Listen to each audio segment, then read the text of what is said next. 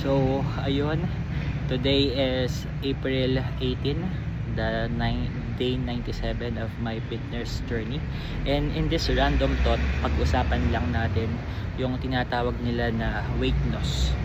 So, ako, bilang isang tao na bigla-bigla din na pasubok sa weight loss dahil nga it is a promise of mine to someone before, and higit sa lahat I am also doing this for myself. So this weight loss taught me a lot. First is nakita ko na the best one para sa akin ay yung mix ng cardio, which is the one na tumatakbo ka, naglalakad ka, and sinamahan ko din siya ng tinatawag natin na weights, pupush exercise, nagpo-pull exercise tayo, leg exercise, para yung ating mga taba is hindi siya maging saggy. So tatawagin natin siya na hybrid weights at saka cardio.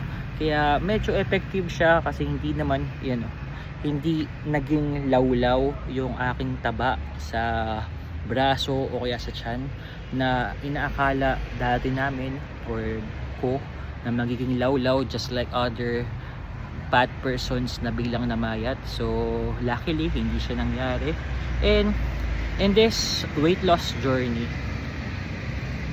nagsimula ako ng 111.3 kilos, and now maybe I am on my 91, so hindi pa ako nagtitimbang ulit.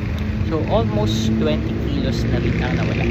So the things that I realized back then is that mabilis yung first months or first 2 months mo ng pagpapapayat. And the reason for that is because yung nawawala sa'yo na timbang nun is your liquid fats o yung mga tubig sa katawan mo. So drastically ang lakas agad ng winala ako ng timbang nun. So from 111 naging 105 hanggang sa umabot ako ng line of 9, naging 2 digits na lang ulit yung aking bilang. So it is a big accomplishment para sa akin. Tapos ngayon nandito na tayo sa 91 or 92 kilos. Medyo nakaka-frustrate na even though ilang buwan na halos ako nag-exercise, ang lalayo na rin ng ating mga ginagawang jogging, ilang oras na rin tayo nag-gym, pero ang hirap mag weight loss. Pero sabi nga nila, or ito rin naman naririnig ko sa iba, even though your weight doesn't change, makikita mo pa din yung pagbabago sa iyong sarili, and in many ways siya makikita. For example, sa akin, yung mga damit ko dati na double XL, yung aking mga pants na nasa 42, luwag na siya sa akin ngayon.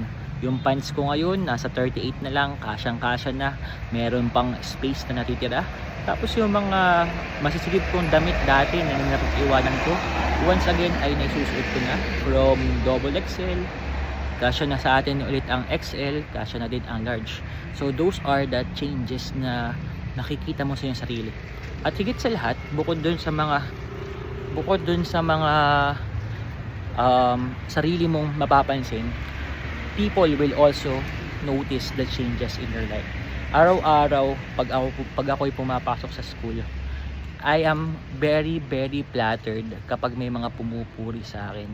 Uy sir, namamayat ka sir, ibang-iba ka na sir, anong sekreto mo? Sir, pasama sa pag-exercise, sir, pasama sa pag-gym, sir, anong diet mo? Sir, paano hindi kumain ng rice? Sir, ibang-iba ka na. Sir, ganyan pala ang nadadala ng broken heart. So ako bilang isang tao na hindi masyado nagbibigay ng words of flattery sa ibang tao, hindi ako sanay na napupuri, because ako sanay ako na nagtatago na lang and I hide myself na lang kasi nga I don't want to see myself in the mirror. Pero things have changed right now, at yung pagbabago na yun ay something na I am very proud of. Ini-embrace ko siya sa aking sarili, At yun yung mga pagbabago na even though hindi siya natitimbang o hindi pa siya lumalabas sa timbangan, is people notice a lot. Kaya sa mga tao dyan, huwag kayo masyadong ma-frustrate kung hindi agad nagbabago ang timbang nyo. Sabi nga nila, it will take a lot of time. Hindi siya bigla-biglang mawawala. So ako, maybe nagsimula ako ng November, December, January, February, March, April, 6 months na din, halos 6 months na din. And yun, madami-dami na, 20 kilos baga naman. So still 90 kilos pa rin tayo at marami pa tayong aabutin at pupuntahan. So my plan is to reach 70 kilos. And ako ay hindi na napoprostrate, na anxious or nade-depress kahit umabot man siya ng isang taon. So that is something that I will look forward in the future. So once again, that is my random thoughts about weight loss. Kung may tanong po kayo, don't forget to comment or to chat me. And once again, ito po ang aking buhay vlogger. At sa mga nakapanood hanggang dito sa part na to, hi, kumusta ka? Salamat sa panonood. Pangit ko po ano. Anyway, good luck, and sa iyo na nanonood sa akin hanggang sa part na to, I wish you the best in life. Thank you.